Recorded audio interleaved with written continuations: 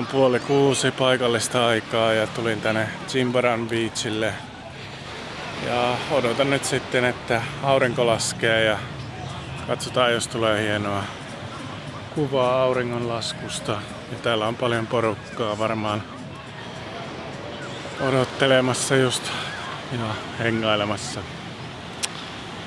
Hieno ilta kyllä, niin kuin melkein aina täällä Balilla.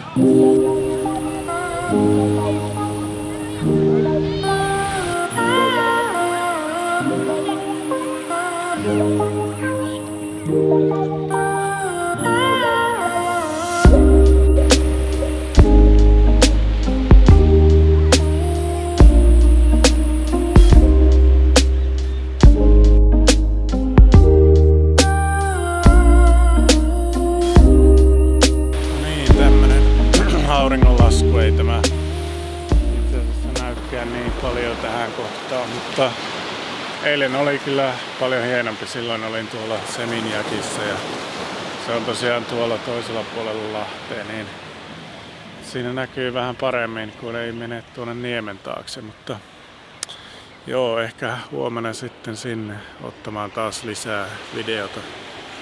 Onneksi siitäkin otin sen täällä kännykällä kuvaa, mutta joo, aika hieno ilta joka tapauksessa.